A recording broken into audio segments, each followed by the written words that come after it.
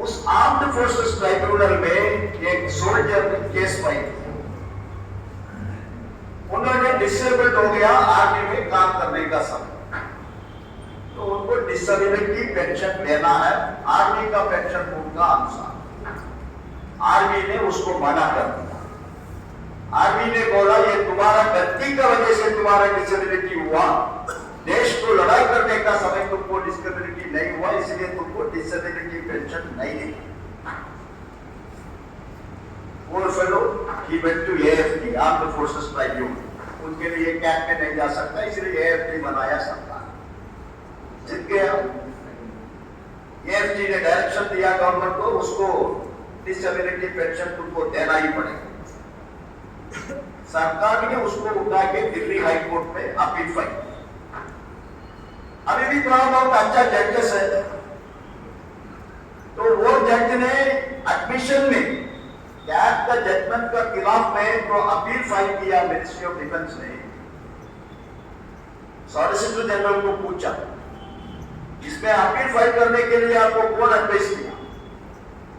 ये एक सोल्जर है, देश के लिए उन्होंने उसका डिसेबिलिटी हो गया, आप उसको मिसइंटरप्रेट करके बोला उनका गलती से डिसेबिलिटी हुआ। लेकिन ट्राइब्यूनल में, आर्म्ड फोर्सेस ट्राइब्यूनल में क्या बोले, एक जज भी बैठता है, एक रिटायर्ड आर्मी ऑफिसर भी बैठता है। ऐसा नहीं है दोनों जज, एक जज बैठा है रिटायर्ड जज, नहीं तो डिस्ट्रिक्ट जज से प्रमोशन होकर आके बैठता है। ये आर्मी, नेवी, एयरफोर्स का minimum major general, lieutenant general rank का ऑफिसर भी उस ट्राइब्यूनल में मेंबर है। ये दोनों बैठ के डिसाइड कर रहा है। मिनिस्ट्री ऑफ डिफेंस का तो पोजीशन गलत है, इनको डिसेबिलिटी पेंशन मिलना है। उसके बाद भी उस एक सिंगल जवान का केस में आप हाईकोर्ट तक कैसे आया? तो उनको समझ में आया ये जज ने इस अपील को एक्सेप्ट नहीं करेगा। उन्होंने बोला साहब हम क्या करेगा, डिपार्टमेंट ने हमको एडवाइस किया। तो हाईकोर्ट ने यह निर्णय लिया, हम इसको एडमिशन स्टेज में ही डिसमिस कर रहा हूं। कौन ऑफिसर इनका खिलाफ में हाईकोर्ट में अपील करने के लिए आपको बताया, उसको 50,000 रुपया पनिशमेंट हम इम्पोज कर रहा हूं। ये भी देश में चल रहा है। अभी एएफके का हमारा यूनियन, हमने चेन्नई में एक केस 2006 में जीते हैं, ओवर टाइम कैलकुलेशन में पूरा अलाउंसेस इंक्लूड करने का। उसका खिलाफ में हाईकोर्ट में गया, हाईकोर्ट में भी सरकार हक है।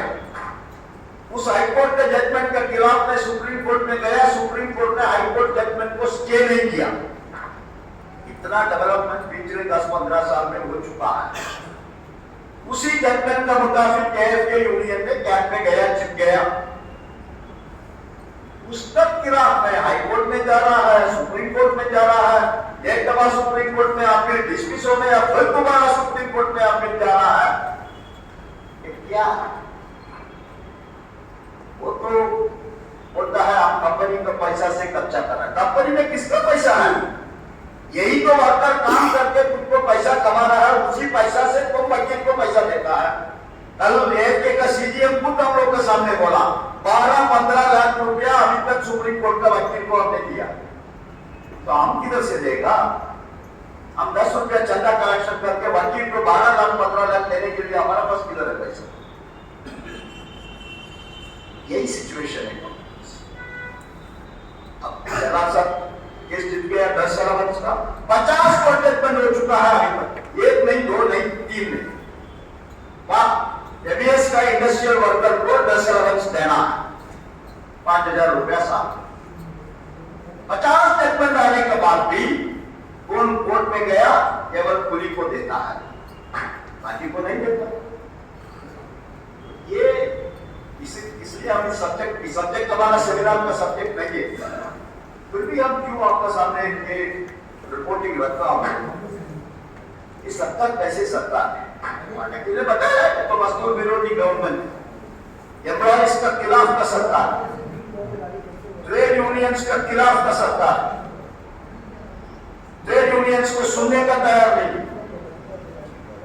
तो ऐसा परिस्थिति में इस सरकार का नीति का खिलाफ में लड़ाई करने का अलावा, संघर्ष करने का अलावा आपका साथ क्या रास्ता है? What is the option before you, comrades? आपका सामने क्या option? Can you sit as a silent spectator, as an observer? ये सब अन्याय सरकार करके करके बैठेगा, हम उसको ऐसा ही देखे बैठेगा, ऐसा चलेगा?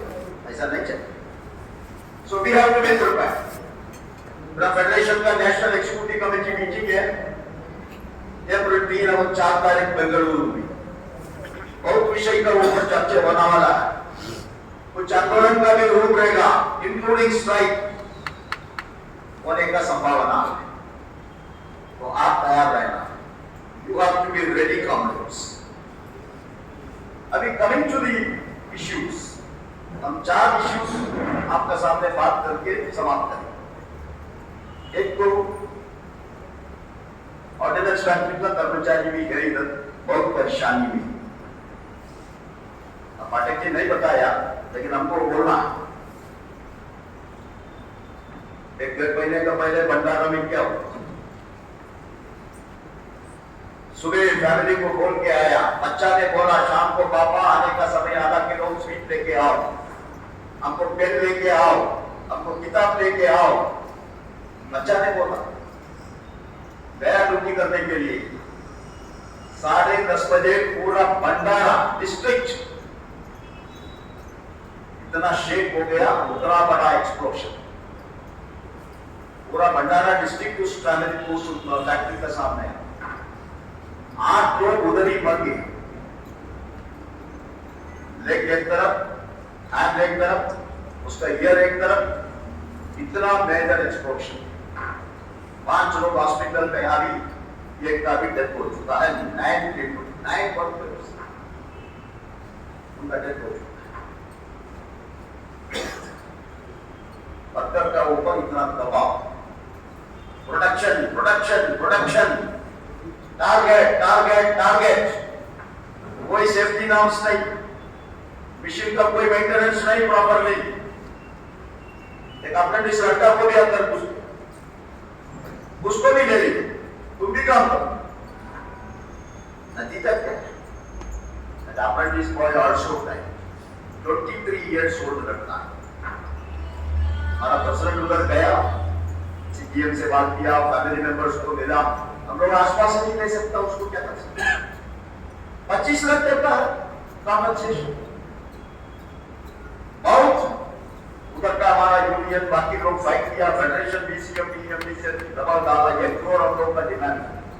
1 करोड़ में भी उसका लाइफ वापस नहीं आएगा, लेकिन 1 करोड़ उसको मिनिमम दे दो, औरंगाबाद उनकी इमीडिएटली अल्टीमेटली 50 लाख किया कॉम्पनसेशन। बाकी 50 लाख के लिए अभी मिनिस्ट्री को रेफर किया, फेडरेशन भी मिनिस्ट्री को लिखा है 1 करोड़ रुपया उसको कॉम्पनसेशन देना। ये एक फैक्ट्री का उदाहरण है, बाकी सभी फैक्ट्री में यही है पोजीशन। रेट कटौती, वर्क टाइम बंद, बंदा बंद, गारंटी वेजेस के लिए fighting, minus wages, 1000 problems. Federation ने सरकार का इस नीति का खिलाफ में मद्रास हाईकोर्ट के केस पर चैलेंज किया, सरकार का डिसीजन को चैलेंज किया। यह अनकॉन्स्टिट्यूशनल है, हमारा देश का संविधान का खिलाफ में है, इसको रद्द करो। दूसरा, हम सरकार कर्मचारी हैं, हमारा अपॉइंटमेंट ऑर्डर में किधर भी नहीं लिखा है हम 5 साल 10 साल 25 साल के बाद आपको कंपनी का कर्मचारी बनेगा। तो हमको कैसे कैसे जबरदस्ती आप एक कॉर्पोरेशन का कर्मचारी बनेगा? हमको तो एक कॉर्पोरेशन का कर्मचारी था, सरकार ने नौकरी मिला करके वो काम छोड़ के अब इधर आया, अभी आप बोल रहे हैं हमको कंपनी कर्मचारी बनेगा। ये सब चैलेंज एआईडीएफ ने किया आपको। इस बीच में टीसीएल और वाईएएल, ये दोनों कंपनी ने आपका शनिवार का वर्किंग आवर भी 8 घंटा करके ऑर्डर पब्लिश कर दिया। हम दोनों सीएमडी से बात किया, दोनों हमको क्या जवाब दे रहा है? सुश्री कुमार, अभी आप सरकार नहीं है, now you are not government, you are company, company में डेली 8 घंटा काम कर सकता है, अप टू 48 आवर्स। तो शनिवार का दिन बिना कोई वर्क टाइम आपका नॉर्मल वर्किंग आवर्स 8 घंटा है, 48 आवर्स पर भी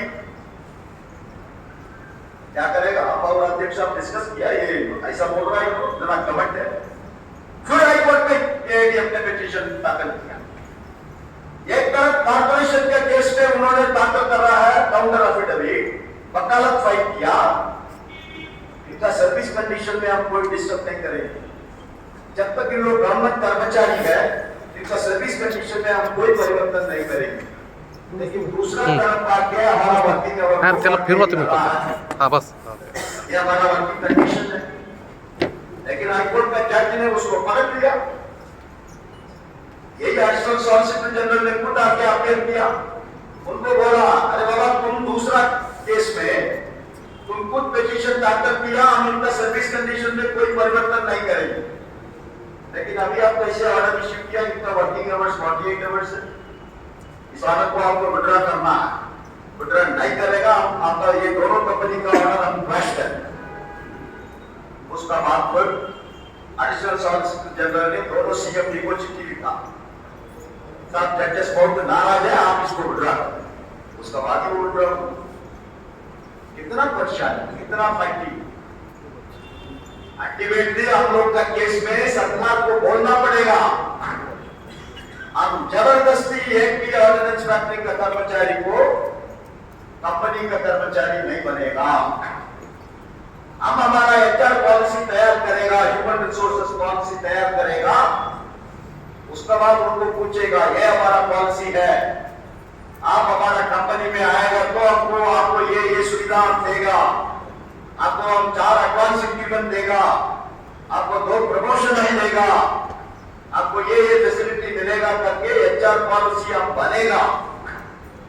बनने के बाद उस कर्मचारी को हम पूछेंगे बाबा आप ये सुविधा आपको मिलेगा कंपनी में आने में, आप कंपनी में आएगा, नहीं तो सरकार में रहेगा। वो कंपनी में आने का ऑप्शन देगा तो वो कंपनी में आएगा, सरकार में रहने के लिए ऑप्शन देगा तो सरकार में रहेगा। अब जबरदस्ती किसी को भी कंपनी कर्मचारी नहीं बनेगा, ये एडीएफ का अचीवमेंट है कांग्रेस, दूसरा किसी का एक भी कर्मचारी को जबरदस्ती वो कंपनी का कर्मचारी नहीं बन सकता। That protection we have not got.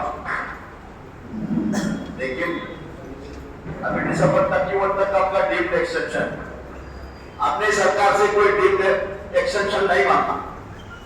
हम लोग का डिमांड एकदम क्लियर है, हमारा रिटायरमेंट तक हम सरकार सर्विस में सरकार कर्मचारी का स्टेटस में as a defence civilian employee रहेगा। ऐसा करके तुम प्रसार भारती को कैसे नोटिफिकेशन पब्लिश किया, हमारे भारत में भी ऐसा ये नोटिफिकेशन पब्लिश किया। This is our position, fight करेंगे। इस जगह में आईओएफएस ऑफिसर भी हम लोग का साथ आएंगे करके बताया, अभी 2 दिन से उन लोगों से डिस्कशन चल रहा है। अभी हम लोग सब मिलके 5 तारीख ऑर्डिनेंस फैक्ट्री डे कारण सरकार ने बंद कर दिया। 225 साल पुराना ऑर्डिनेंस फैक्ट्री था, उनका फाउंडेशन डे है 18 मार्च, सेलिब्रेट कर रहा था। 1/10/2021 से तक कंपनी हो गया, सरकार ने बोला इसको बंद कर, ऑर्डिनेंस फैक्ट्री ही खत्म हो गया, फिर उसका सेलिब्रेशन का क्या जो कंपनी का डे सेलिब्रेट करो, अक्टूबर 1 तारीख को कॉर्पोरेशन डे सेलिब्रेट करो। लेकिन हम लोग ने निर्णय लिया कॉर्पोरेशन का डे हम लोग बाइकआउट करेंगे, हम विरोध करेंगे। लेकिन मार्च 18 तारीख हमारा लाइफ है, ये हमारा 225 साल पुराना ऑर्गेनाइजेशन का लाइफ है। आप सेलिब्रेट नहीं करेगा तो हम लोग सेलिब्रेट करेंगे। अभी पिछले 3 साल से हम लोग सेलिब्रेट किया, अभी 4th ईयर है। आईओएफएस एसोसिएशन भी साथ में है, कल फेडरेशन ने सबको इश्यू किया, आपने देखा उसमें उन लोगों का भी दस्तखत, Indian ordnance factory officers association का भी दस्तखत। ठीक है, अच्छा है, ज्यादा यूनिटी अच्छा है, सब मिलकर फाइट करेगा तो बढ़िया है। तो हम क्या अपील करना चाहता हूँ, हमारा ऑर्डिनेंस फैक्ट्री का नेता लोग के इधर सरकार बहुत स्पीड में चल रहा है, ऑप्शन का फॉर्म आपका सामने इशू कर, तो ऑप्शन का फॉर्म आएगा तो हम लोग सब एक एक वर्कर को बोलना पड़ेगा, बाबा कंपनी में मत जाओ। कंपनी में जाने में क्या क्या नुकसान है? सबसे पहले आप गवर्नमेंट एम्प्लॉय करके स्टेटस खत्म, आप डिफेंस सिविलियन एम्प्लॉय करके आपका स्टेटस खत्म, आपका सीएसटी कैंटीन बेनिफिट खत्म, आपका सीजीएचएस का कार्ड रिटायरमेंट का बाद मिलता है वो खत्म। ये सब का अलावा वो आ रहा हूं एनपीएस आज आप फाइट कर रहा है, आपको ओल्ड पेंशन स्कीम चाहिए भाई, विकास हुआ है governor level. Old pension scheme किसके लिए है? It is only for central government employees. इसीलिए आज आपको अधिकार है, आपको एनपीएस नहीं चाहिए, आपको ओल्ड पेंशन चाहिए। लेकिन आप कंपनी का कर्मचारी बनाने के बाद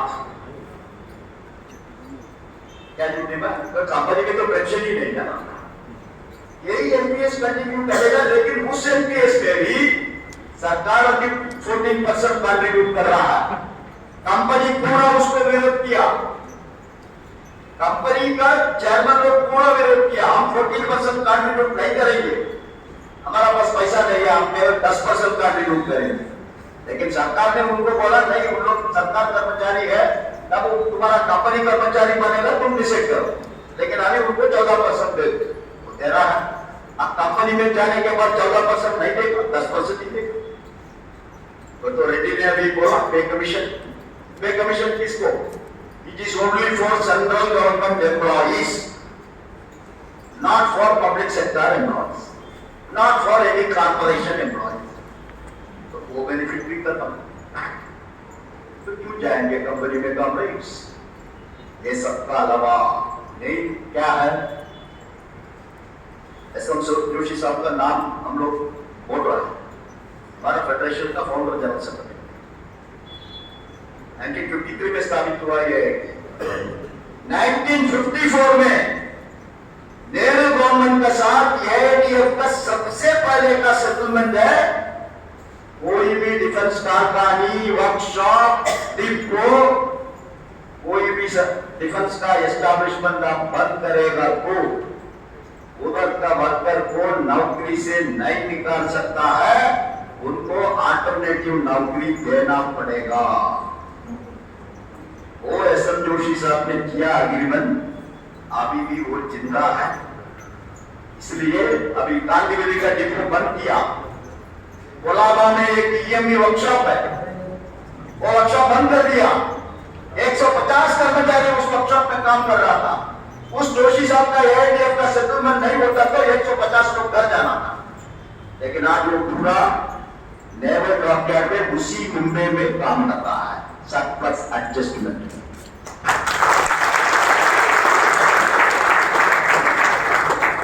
ये सुविधा हम लोग के लिए, सरकार कर्मचारी के लिए। ऑर्डिनेंस फैक्ट्री मोदी गवर्नमेंट को बंद करेगा तो भी आपका नौकरी बंद नहीं होगा, आपको अल्टरनेटिव नौकरी सरकार को देना ही पड़ेगा। लेकिन कंपनी में ऐसा कोई सुविधा नहीं है। आपको मालूम, इतना पब्लिक सेक्टर हमारा देश में बंद हो गया, उधर का वर्कर को कोई अल्टरनेटिव नौकरी दिया, 3 महीने का तनख्वाह दे दिया, उनका ग्रेचुटी दे दिया, बोल दिया घर चले गए। तो इतना डेंजर है कॉमरेड्स कंपनी में ज्वाइन करना। छोटा उदाहरण बोल रहा हूं, अभी हमारा जानकारी में 4 ऑफिसर सरकार का नौकरी छोड़ के कंपनी का कर्मचारी बन गए। लेकिन ये चारों पुराना पेंशन था। ये एमिनेशन फैक्ट्री का पुराना AGM admin mister Naik MIL का डायरेक्टर एचआर बन के आ गया। सरकार का नौकरी राजीनामा किया, उधर का ग्रेचुटी, कम्यूटेशन, एनकैशमेंट पूरा ले लिया, अभी कंपनी में ज्वाइन कर दिया। उसको अभी सरकार कर्मचारी का कोई स्टेटस नहीं। ऐसा एक ओझा करके वरंगाव का जीएम था, वो भी राजीनामा करके ज्वाइन कर दिया। एक मुखर्जी ज्वाइन किया ऐसे डायरेक्टर ऑपरेशन, और हमारा फैक्ट्री में ज्वाइन किया था ओसीएफ आवड़ी में एक बाला सुब्रमण्यम, आज वो जीएएम का सीएम, वो भी राजीनामा करके उधर आ गया। आने के बाद अभी क्या परिस्थिति है लोगों को मालूम नहीं था, आ गया। अभी सरकार बोल रहा है तुमको 2 डीए नहीं, तुम्हारा पेंशन का डीए नहीं मिलेगा, केवल तुम्हारा बेसिक पेंशन मिलेगा।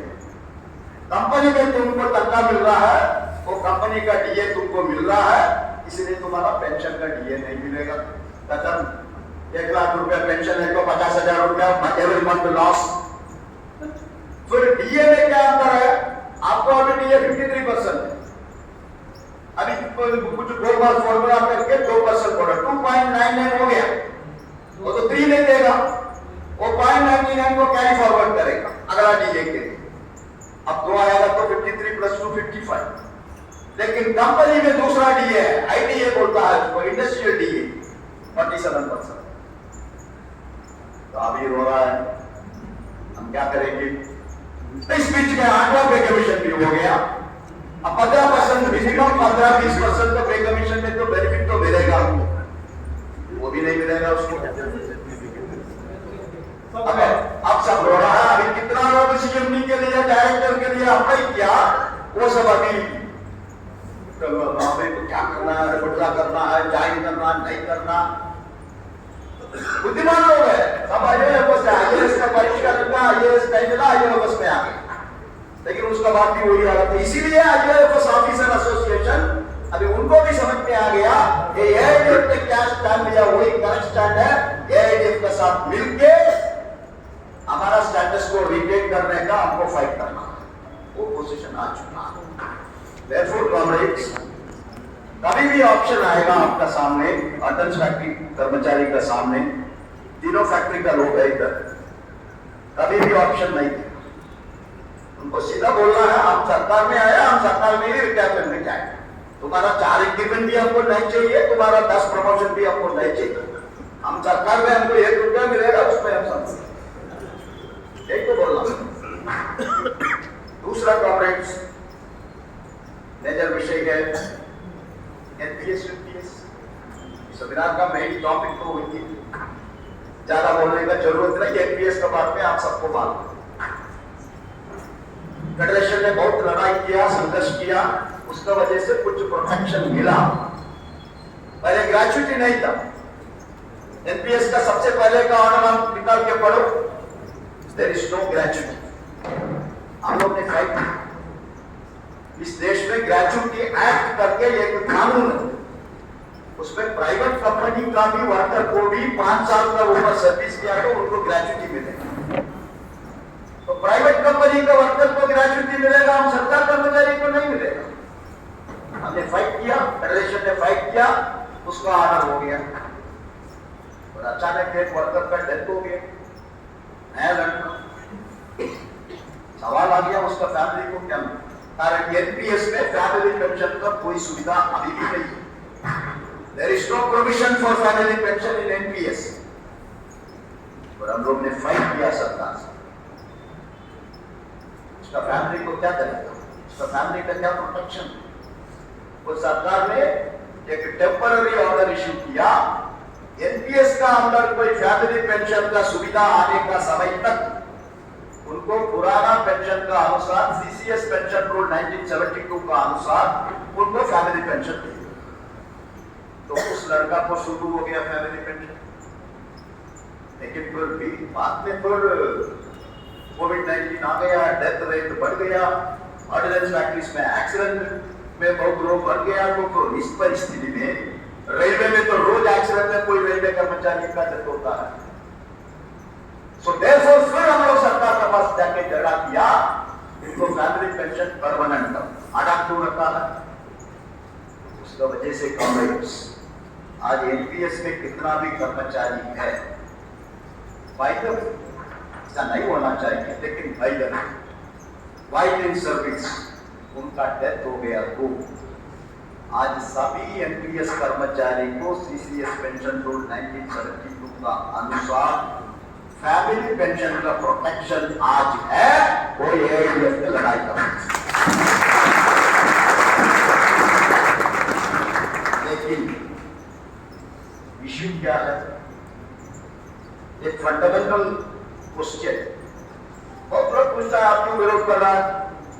सरकार आपको क्यों पेंशन देगा? पत्रकारों को बहुत लोग पूछता अब वो तो पेंशन देगा बाबा, सबको पेंशन है देश में, केवल अकेला आपको क्यों पेंशन देगा? अकेला आपको पेंशन देगा क्यों? सरकार हमको क्या बोलता है? You are 24 hours government employ, बोलता नहीं बोलता। अभी आप ऑफ ड्यूटी में हैं, आप आके कोई गलत काम करो, पुलिस ने आपको पकड़ लिया, मैनेजमेंट को लिख दिया इन्होंने ऐसा ऐसा गलत काम किया, हमने उसको पकड़ लिया, आपको सस्पेंड करेगा नहीं करेगा? क्यों करता है? Because you are 24 hours government employ. अब कोविड-19 का परिस्थिति में पूरा देश लॉकडाउन में गया, सबको बोल दिया वर्क फ्रॉम होम, लेकिन आधा सरकार कर्मचारी को काम किया ना, सरकार हॉस्पिटल ही काम किया, वो कर्मचारी कौन है? सफाई कर्मचारी काम किया, वो कौन है? इलेक्ट्रिसिटी वर्कर काम किया, वो कौन है?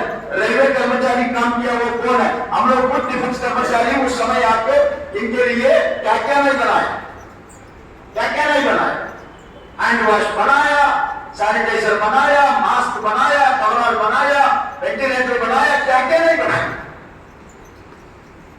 तुमको ये अधिकार किधर से आया हमको बुलाने का कोविड-19 परिस्थिति में?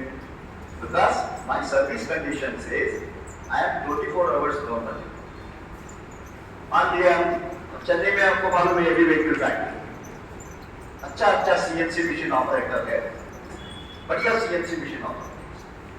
8 घंटे के बाद चेन्नई आपको मालूम है ऐसा ही तो इंडस्ट्रियल हब है, कोई भी इंजीनियरिंग कंपनी में आके आप 1 घंटा सीएनसी मशीन ऑपरेट करेगा, आपको 300 रुपया, 400 रुपया, 500 रुपया, आप 3 घंटा काम करेगा 1500 रुपया मिलेगा।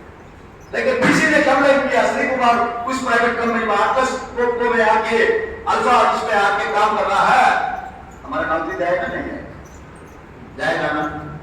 क्या नहीं कोई यदि प्राइवेट वर्क आफ्टर 8 आवर्स, हमारा कॉन्ट्रैक्ट 8 आवर्स के लिए नहीं है, प्रेसिडेंट ऑफ इंडिया का था, my contract is for 24 hours, हमारा कॉन्ट्रैक्ट कुछ में वही बोलता है।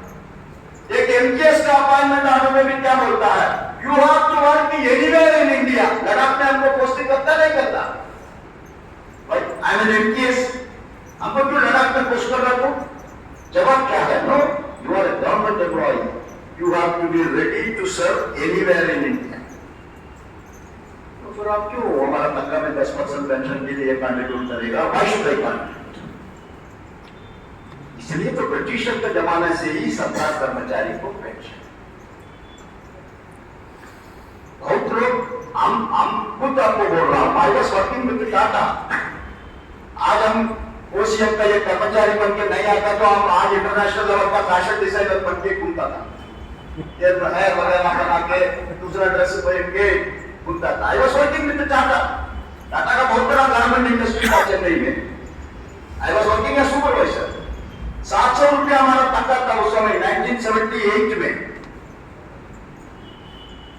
टाटा का नेफ्यू था, बन गया टाटा, उसका नेफ्यू था टोस्कानो, वो उस जमाने में ऑक्सफोर्ड में एमबीए बन के आया था, वो कंपनी का जीएम, उन्होंने हमारा नाम सिफारिश किया टाटा हेडक्वार्टर्स में फैशन टेक्नोलॉजी के लिए। टाटा का पैसा में हमको भेजने के, लेकिन हमको आया इंटरव्यू ओसीएफ ऑडिट में, हमने ऐसे टेलर सर्विस में उधर ज्वाइन कर दिया।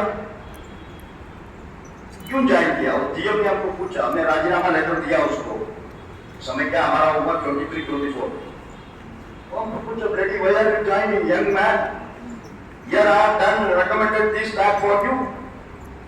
आपको उधर कितना तनख्वाह मिलेगा? हम बोले सर 210 रुपया, थर्ड पे कमीशन का पे, सर्विस के वर्कर को 210 रुपीस, इधर तुमको कितना मिल रहा है? 700। ये छोटी, और उधर क्या है? टेलर, इधर क्या है? सुपरवाइजर। अरे सुपरवाइजर का काम छोड़ के ऐसे टेलर जा रहा, हमारे हम जनता जवाब दिया, I don't get pension, will you give me pension? Tata company हमको पेंशन देगा? नहीं देगा ना। उधर हम वर्कर हो, रिटायरमेंट के बाद हमको पेंशन मिलेगा, हम आपका नौकरी छोड़ रहा हूँ उधर जा रहा हूँ, आज आपको पेंशन मिल रहा है? नहीं मिल रहा है ना। तो that is the attraction for government job. सरकार नौकरी में केवल 2 अट्रैक्शन, एक तो जॉब परमानेंसी, दूसरा पेंशन। अब दोनों बताओ। कल पाठक साहब ने आपको बीच में बोला, पाठक साहब, आमरोल साहब, रेड्डी साहब सब गया होगा, जरूर उनका ऐसा वैसा ही सेमिनार उन लोगों ने उधर ऑर्गेनाइज किया। मीटिंग के बाद 150 वर्कर टेक्स ट्रेड अप्रेंटिस उस फैक्ट्री में अग्निवीर के तरीके से कॉन्ट्रैक्चुअल काम में है। ओनली बेसिक पे डीए, दूसरा कुछ नहीं है। उसमें 15 लड़की लोग, सब केमिकल प्रोसेस वर्कर है, टेंडर मेकिंग वर्कर। वो आके बोल रहा है साहब हमको मैनेजमेंट परेशान कर रहा है, ज्यादा काम हमसे ले रहा है, वो भी हम करने का तैयार है कारण हमको नौकरी का जरूरत है, लेकिन हमको मेडिकल फैसिलिटी क्या है सर? कुछ होगा तो हमको कुछ भी नहीं मिलेगा। तो परमानेंट एम्प्लॉयमेंट खत्म कर दिया ना सर, पेंशन भी खत्म कर दिया ना। पेंशन का लड़ाई एक लंबा लड़ाई। अभी सरकार ने क्या किया, हम लोगों ने रामलीला मैदान में 5-6 लाख, आप लोग भी बहुत लोग आए, 5-6 लोग का केंद्र सरकार कर्मचारी, स्टेट कर्मचारी, टीचर, शिक्षक सभी लोग आके मंच में बड़ा बड़ा नेता लोग को उन्होंने बोला we will not accept anything other than old pension scheme. Old pension scheme का अलावा हम एनपीएस में कोई इंप्रूवमेंट देने का तैयार नहीं है, हमको ओल्ड पेंशन ही चाहिए। That was the declaration. That was the mandate. सभी नेता लोग, railway, defence, postal, income tax, accounts, सभी लोग दस्तखत करके उसी दिन प्रधानमंत्री को 5-6 पेज का मेमोरेंडम दिया, जस्टिफाई किया हमको क्यों ओल्ड पेंशन चाहिए। लेकिन सरकार पार्लियामेंट में निर्मला सीतारामन अचानक अनाउंस किया, सरकार का साथ बहुत रिप्रेजेंटेशन आ गया, एनपीएस में इंप्रूवमेंट होना चाहिए। कौन उनको पूछा एनपीएस में इंप्रूवमेंट? किसी ने पूछा? हमने एक चिट्ठी भी लिखा है एनडीओ की तरफ से, उनको आज तक उसका जवाब नहीं। हमने उसको पूछा who was asking you any improvement in the NPS? क्या लगे आ गया? ओके हैप्पी जर्नी आपकी गोल। Thank you to all. तो उनको हम लोगों ने चिट्ठी दिया, मैडम आपने पार्लियामेंट में ये स्टेटमेंट दिया एनपीएस में इंप्रूवमेंट करने के लिए हमारा पास बहुत रिप्रेजेंटेशन आ चुका है, आप प्लीज हमको इन्फॉर्म करो कौन कौन आपसे इंप्रूवमेंट मांगा है। हम लोग का जानकारी में सभी ऑर्गेनाइजेशन का एक ही डिमांड है ओल्ड पेंशन स्कीम रिस्टोर, लेकिन आप बोल रहा है एनपीएस इंप्रूवमेंट के लिए हमारा पास बहुत रिक्वेस्ट आ चुका है, इसलिए हम फाइनेंस सेक्रेटरी का चेयरमैनशिप में सोमनाथन, टीवी सोमनाथन अभी कैबिनेट सेक्रेटरी है, उनका चेयरमैनशिप में हम कमेटी बना दिया।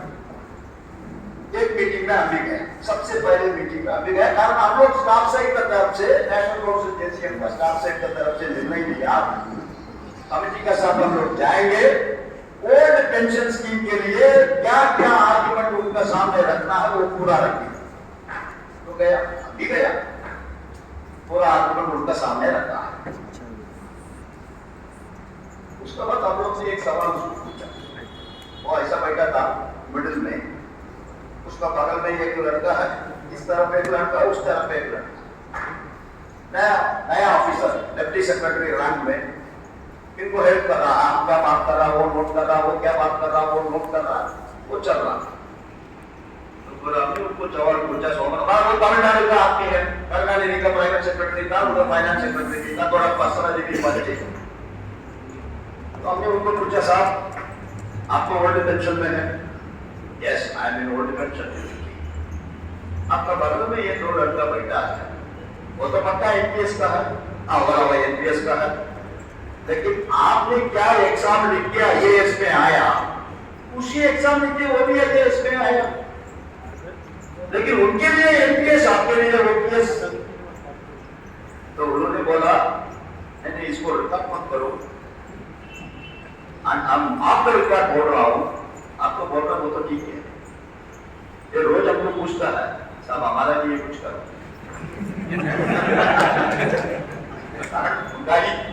कमेटी में है वो, बोला रोज हमको बोलता सर हमारे लिए कुछ करो, वो हम कैसे बोलता उतना दिल से वो नहीं बोल सकता ना, बोलता आपको मिलता है उनको क्यों नहीं मिलेगा, वो कैसे बोलेगा आपको मिल रहा है आपको क्यों नहीं मिल रहा, ऐसा नहीं पूछता सर, हमको भी कुछ कर। लेकिन ऐसा बोलने के बाद उन्होंने क्या बोला, देखो हम तो सरकार क्या बोल रहा वही करना हमारा काम है, ये हमारा टर्म्स ऑफ रेफरेंस, आपको भी मालूम है इसमें क्या है। I have been asked by the government, हमको सरकार का निर्णय है, मैंडेट है, क्या मैंडेट है, एनपीएस में इंप्रूवमेंट सिफारिश करो, that is my mandate, I can not go beyond that mandate, उन्होंने स्पष्ट बोल दिया। हम लोग ने बोला देखो साहब आप ठीक है, वो सरकार का mandate, government has given you a mandate to make improvement in NPS, but हम लोग का रामलीला मैदान का मैंडेट है, we have got a mandate from Ramlila Maidan. Oh, what is that mandate? That mandate is other than old pension scheme, हम कोई improvement नहीं कर सकते, so that is our mandate. आप आपका मैंडेट पे रहो, हम लोग का मैंडेट पे रहेंगे।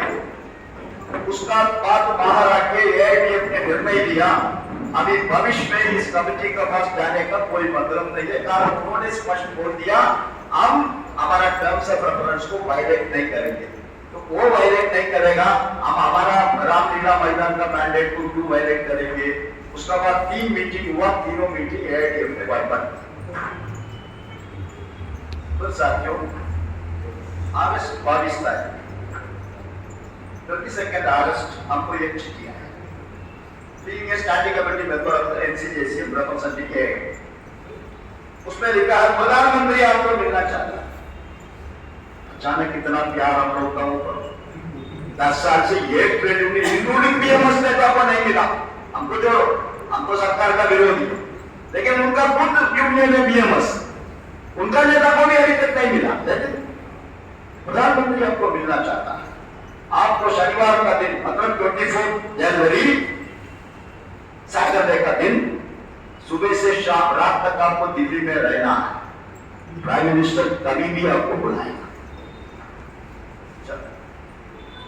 और हम लोग का सोर्सेस में इंक्वायरी किया ये किस लिए प्रधानमंत्री को अचानक हम लोग का ऊपर इतना प्यार आ गया, इसका पीछे क्या विषय है।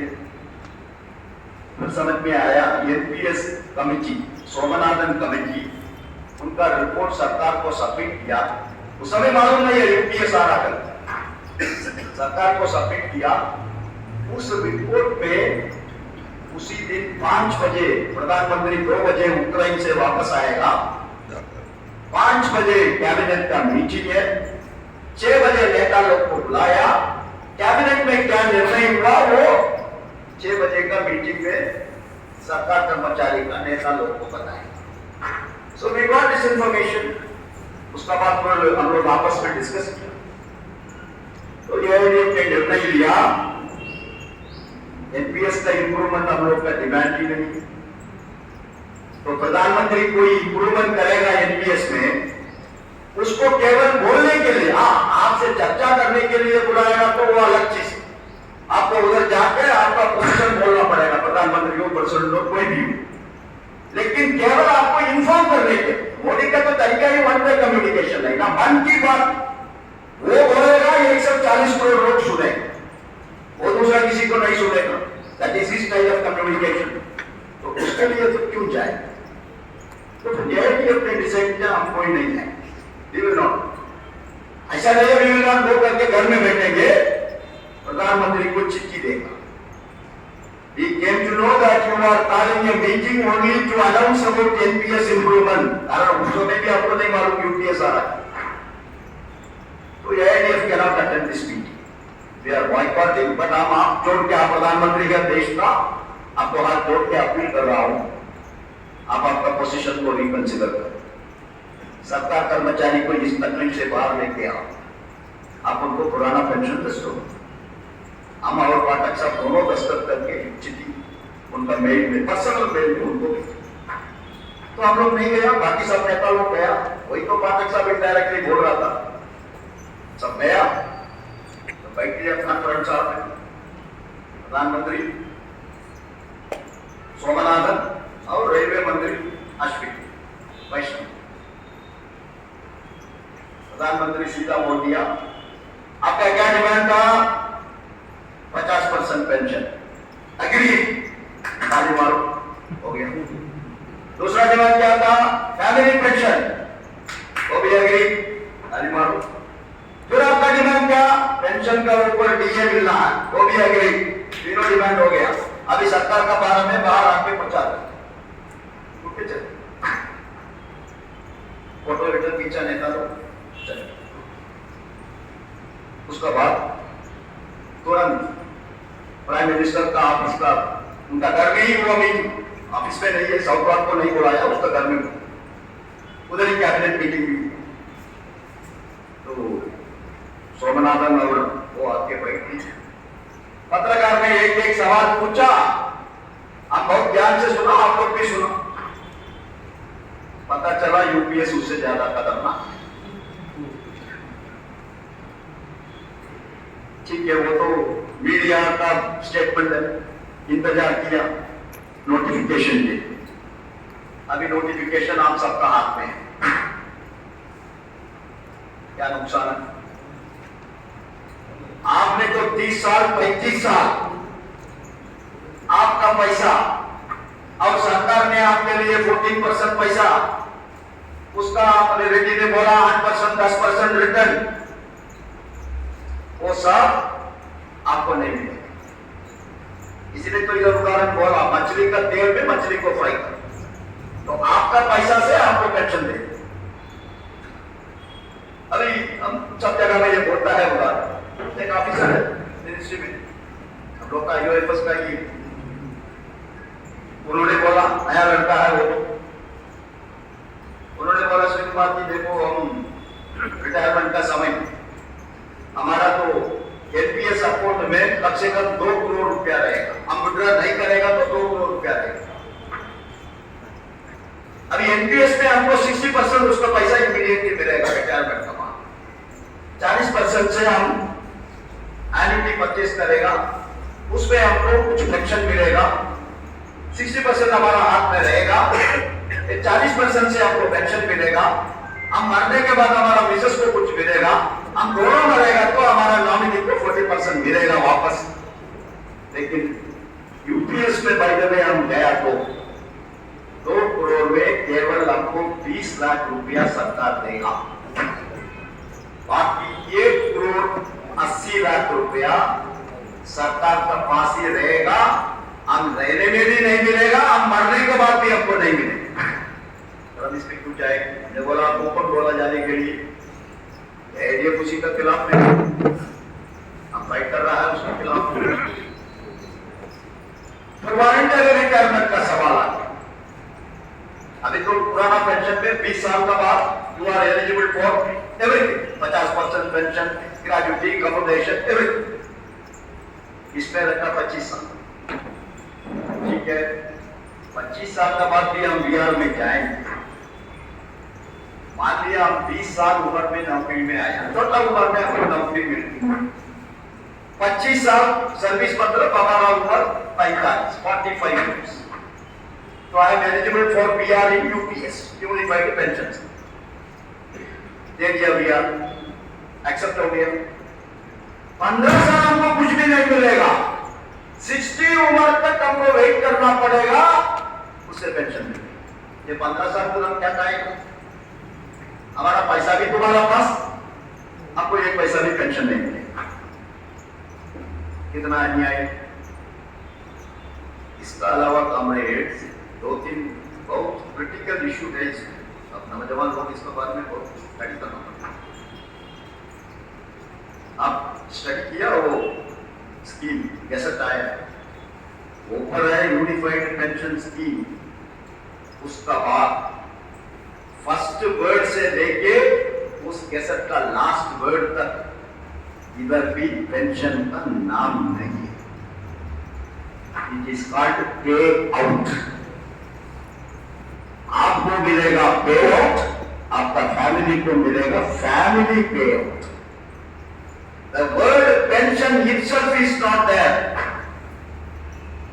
उसका नाम है यूनिफाइड पेंशन स्कीम, बट उस स्कीम का अंदर उस गैसेट नोटिफिकेशन से फर्स्ट वर्ड से लेके लास्ट वर्ड तक पेंशन का वर्ड ही नहीं है, वो टर्मिनोलॉजी नहीं है, होता है पे आउट। तो पेंशन हमारा अधिकार आप कैसे फाइट करेगा? तो पेंशन ही हम आपको नहीं दे रहा, आपको पे आउट दे रहा है। ये हो गया। दो विषय बोल रहा हूं उसमें, बाकी सब आप लोग को मालूम है, फेडरेशन ने विस्तार में सर्कुलर वगैरह इशू। 11 नंबर में क्या प्रोविजन बोल रहा है? एक दफा आपने ऑप्शन दिया यूपीएस का अंदर आने के लिए, then that option is irrevocable. उस ऑप्शन परमानेंट है। ऑप्शन का फॉर्म भी बाद में आ गया, उसमें क्या लिखा है? आई अंडरस्टैंड यूपीएस में क्या क्या प्रोविजन है, आई हैव अंडरस्टूड एवरीथिंग। वो सब अंडरस्टैंड होने के बाद ही अब ऑप्शन दे रहा है, आपको एनपीएस से यूपीएस में दे दिया। रेड्डी ने बोला ना, एनपीएस के लिए आपने ऑप्शन नहीं दिया, कैसे हम कॉर्पोरेटाइजेशन के लिए कोई ऑप्शन नहीं दिया, हमारा ऊपर जबरदस्ती डाला, ऐसा ही एनपीएस वाज फोर्स्ड ऑन। आपने नेवर बोला आपको एनपीएस दे दूंगा, it was forced on. That is why you have got a right to fight. आपको आज एक अधिकार है। 31/12/2003 तक हमारे सामने एक वर्कर आया, उसको ओल्ड पेंशन मिलेगा, एक 2004 के बाद हम आया करके हमको क्यों नहीं मिलेगा? There can not be disparity between the central government employees. हमको ओल्ड पेंशन चाहिए, आज पूछने का आपको अधिकार है, बिकॉज आपने कोई चिट्ठी नहीं दी, आपको एनपीएस चाहिए। लेकिन यूपीएस में तो आपको डाल दिया, you have to give option. आपको लिख के देना है, I am going to UPS and that option is final. तो एक दफा आप ऑप्शन देने के बाद I am willing to become UPS, और आपको क्या अधिकार है हमको पुराना पेंशन सिर्फ चाहिए करके? आप कोर्ट में भी नहीं जा सकता, कारण कोर्ट में बोलेगा देखो हमने थोड़ी उनको यूपीएस में लेके आए, उन्होंने खुद अंडरटेकिंग दिया, I want to join the UPS.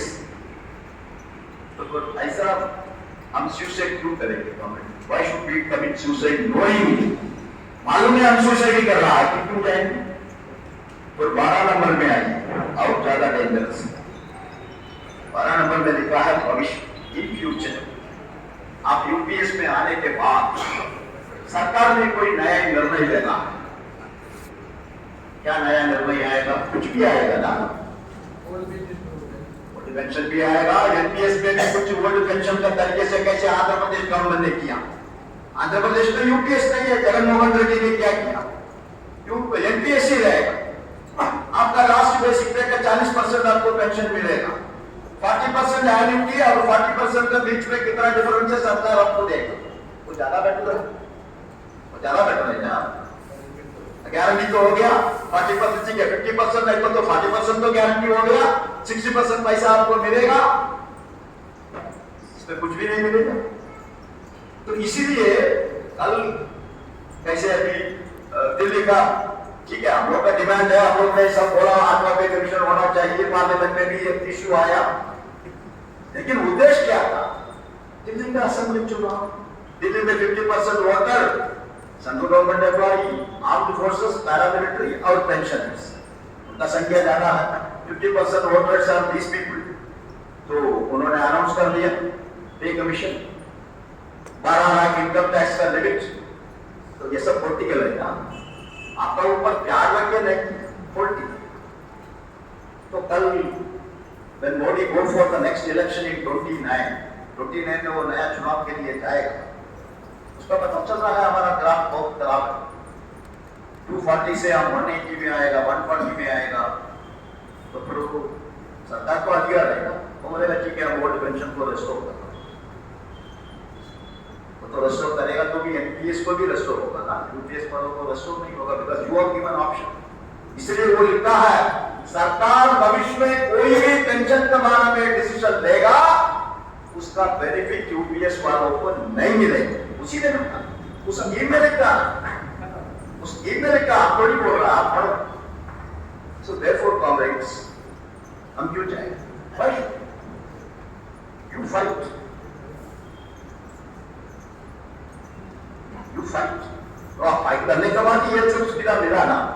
अभी देखो एनपीएस कर्मचारी वाइल्ड सर्विस डेथ हो गया तो पुराना पेंशन का फैमिली पेंशन है, लेकिन यूपीएस में ज्वाइन करेगा तो वो ऑप्शन खत्म हो जाएगा, फिर तो यूपीएस का फैमिली पेंशन आपको मिलेगा 6,000 रुपये। इसका अलावा और एक डेंजर है, उसके बारे में साइलेंट है गवर्नमेंट। 1/4/2025 से ये यूपीएस लागू हो रहा है,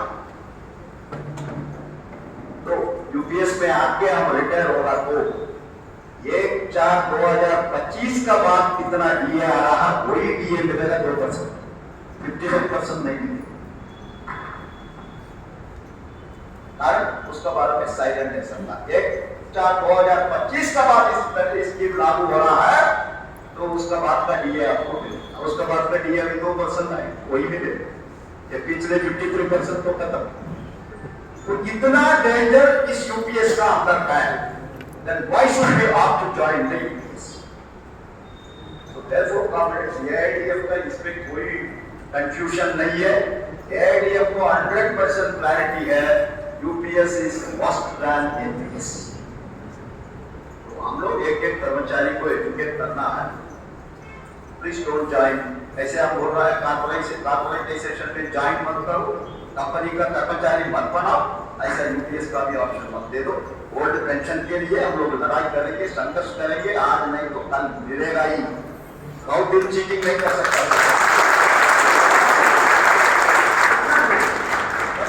consistently fight.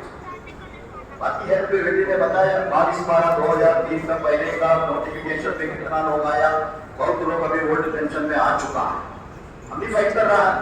7,500 vacancy ordnance factory board में कुछ सैंक्शन किया, उस वैकेंसी में कितना लोग आया उन सबको ओल्ड पेंशन दे दो, ये लड़ाई तो चलेगा। लेकिन यूपीएस में जाने के बाद एक भी लड़ाई आप कर नहीं सकता, because it is your option, your option, your option.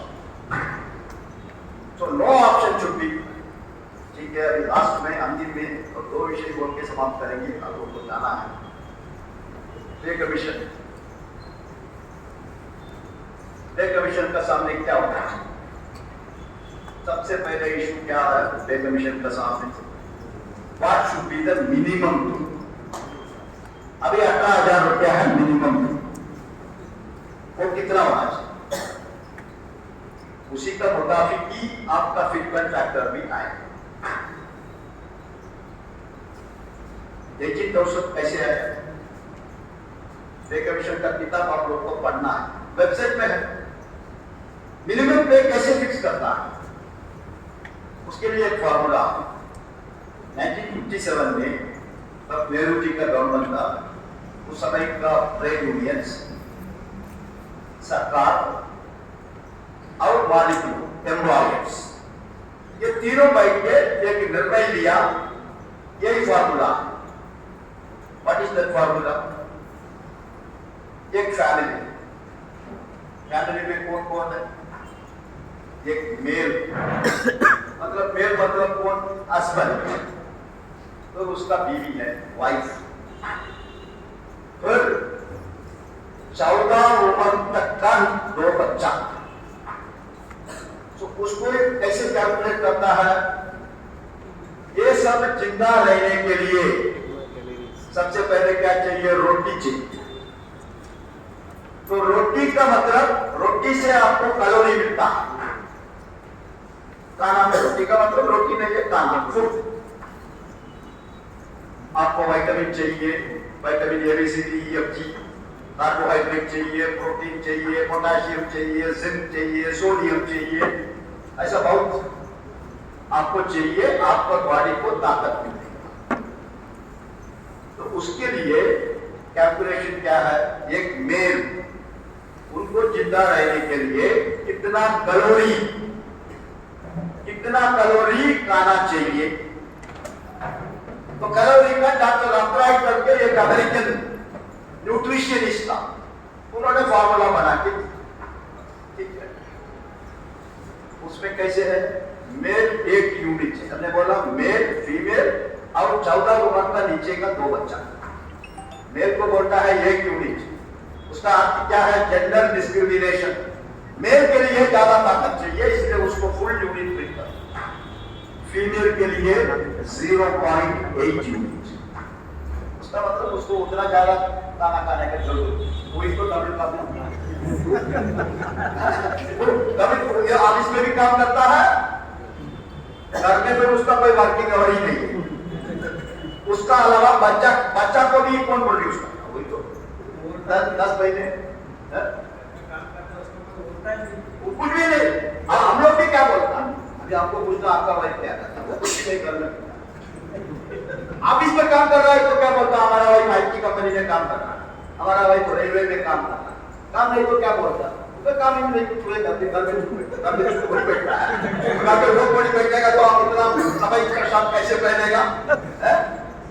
तो इसलिए हमारा तो देश का वो सिस्टम देखिए, उनको 0.8 यूनिट ये प्रॉब्लम हो गया। 14 उम्र का बाद क्या है, बच्चा तो चले जाएगा। उसका आर्ग्यूमेंट क्या बोलता है लास्ट में कमीशन, 14 तक का बाद ही तो चाइल्ड लेबर खत्म होता है, तो उसका मतलब ये क्या go on year is own wages. अरे आपका सरकार का कानून बोल रहा है 25 उम्र तक up to 25 years the children are your dependence. Medical के लिए, एलटीसी के लिए वो आपको डिपेंडेंट है ना। तो जब 14 उम्र के साथ उसको क्या बढ़ाई, तो उसका भी 1 यूनिट ड्रिंक करना पड़ेगा ना। फिर आ गया पेरेंट्स। अभी तक पेरेंट्स के लिए कैलकुलेशन ही नहीं। ठीक है, हमारा तो देश का सोसाइटी है, हमारा इंडियन सोसाइटी में पेरेंट्स को टेक केयर करना किसका जिम्मेदारी है, हम लोग की जिम्मेदारी, बच्चा की जिम्मेदारी नहीं। लेकिन वो जिम्मेदारी 2-3 साल का पहले तक मॉरल जिम्मेदारी, that was a moral responsibility, लेकिन अभी वो लीगल रिस्पांसिबिलिटी हो। पार्लियामेंट ने senior citizen and parents protection act पास कर दिया। कोई भी पेरेंट्स डिस्ट्रिक्ट कलेक्टर का ऑफिस में जाके, कारण उन्हीं को ही खबर दिया, उनको पास जाके बोलेगा साहब हमारा बच्चा है, बड़ा फैक्ट्री में काम कर रहा है, 1 लाख रुपया उसको तनख्वाह है, हमने उसको उतना पोजीशन तक लेके आया, अभी हमको भगा दिया, हमको खाना नहीं दे रहा है, ऐसा कंप्लेन करेगा तो उसको बुलाएगा, उससे बात करेगा, उसका बाद कलेक्टर सीधा डायरेक्शन देगा 10,000 रुपया उसका मेंटेनेंस को। सरकार कर्मचारी है तो नौकरी भी चले जाएगी, because you are violating a parliament act. तो उसका मतलब क्या है, बेसिक मॉरल रिस्पांसिबिलिटी। हम नहीं देखा अगर कोई भी ठीक है चाहता था ओल्ड एज होम में हम दे सकता था, लेकिन हमको लीगल रिस्पांसिबिलिटी हो गई, तो उनका खर्चा तो कौन देगा। तो ये सब मिलकर एटलीस्ट एक फैमिली को 5 यूनिट तो ट्रीट करो, 3 यूनिट कैसे ट्रीट करेगा minimum, even though it is coming 6, ठीक है हम लोग ने बोला 5 यूनिट ट्रीट करो, तो उतना तो आपका मिनिमम तनख्वाह में बढ़ाना पड़ेगा ना। फिर एक कैलोरी के लिए इन्होंने फूड आइटम दिखाया, हमें 15-16 आइटम्स है, नमक भी नहीं है उसमें। अरे बिना नमक आप काम कैसे करेगा, आपका क्या खाना बनाएगा।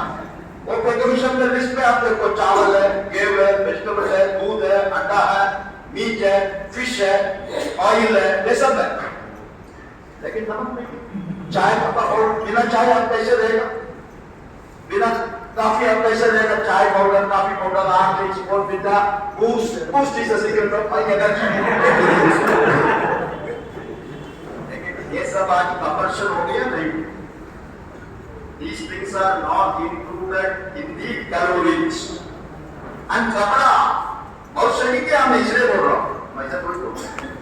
कपड़ा में क्या बोल रहा है, एक आदमी के लिए महीने में 5.5 मीटर कपड़ा, हम क्या बोलते हैं शू है, ऐसा ही कपड़ा देके आए, उसका टेलरिंग चार्ज तक इंक्लूडेड नहीं है।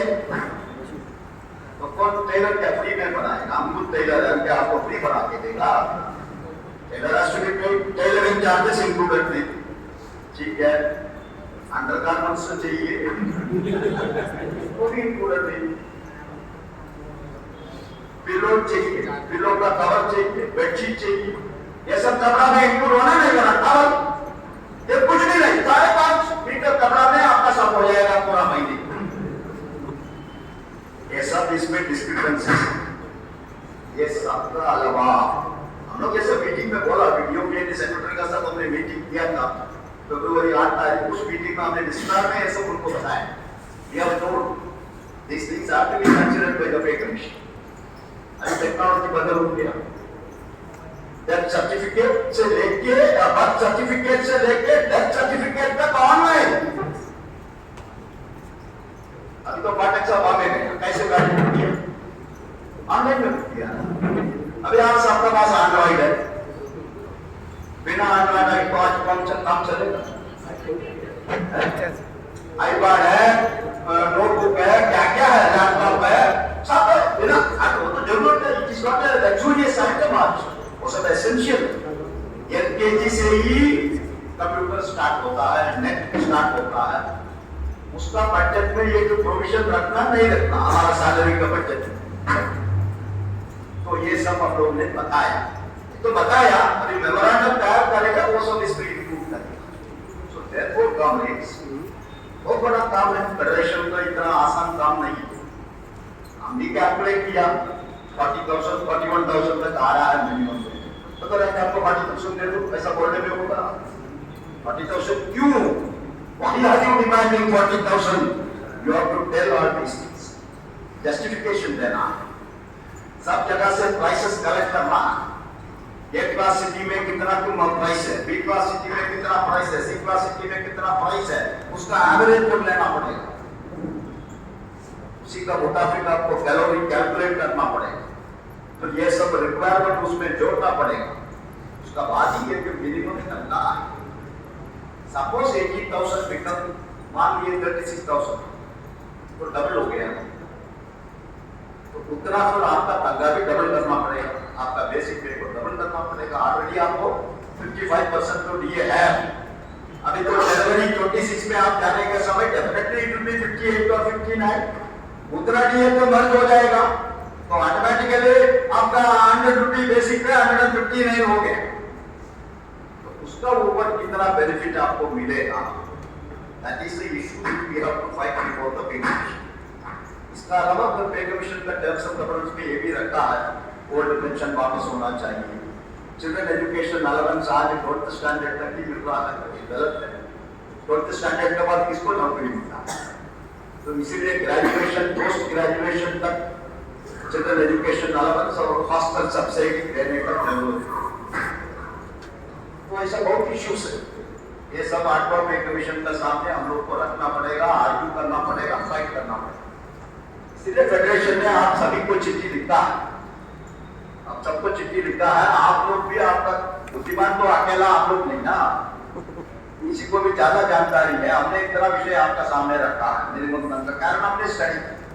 आप भी स्टडी किया तो आपका प्रपोजल दे फेडरेशन को, सब ऐसा ऐसा होना चाहिए, मिनिमम पे इतना होना चाहिए, उसका जस्टिफिकेशन 1 2 3 4, और हमारा पे स्केल में ये बदल होना चाहिए, स्किल्ड वर्कर का एंट्री पे इतना होना चाहिए, एमसीएम का पे स्केल इतना होना चाहिए, एटीसी यूडीसी का इतना होना चाहिए, क्या प्रमोशन प्रॉस्पेक्ट्स है, सब है ऑलरेडी। हम लोग का डिमांड है सर्विस में 5 प्रमोशन। प्रमोशन का समय मिनिमम 2 इंक्रीमेंट, आपको एक ही इंक्रीमेंट मिलता है, 2 इंक्रीमेंट। एमएसीपी हमारा प्रोपोर्शनल हियरार्की में मिलना चाहिए, ये सब तो है। These are all issues which we are fighting. But apart from this, कारण अभी फेडरेशन का एग्जीक्यूटिव मीटिंग में आप लोगों ने कुछ कमेटी बनाएगा, हम लोग का एक्सपर्ट कमेटी बनाएगा। तो नेचुरली 1 हफ्ते मिनिमम इस ऑफिस में ही काम करके उसका मेमोरेंडम तैयार करना है।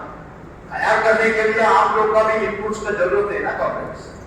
तो आप लोग भी आपका यूनियन का कैडर मीटिंग में, एक्जीक्यूटिव मीटिंग में चर्चा करिए, डिस्कस करिए, स्टडी करिए। स्टडी करने के बाद आप लोग का प्रपोजल भी फेडरेशन को दीजिए, और हम लोग उस पर स्टडी करके उसको फिल्टर करके फाइन ट्यून करके कितना हम लोग का मेमोरेंडम में रखना है जरूर रखें। सो देयरफॉर साथियों, ज्यादा बोलने का जरूरत नहीं है, हम लोग को भी जाना है, 7:30 बज रहा है।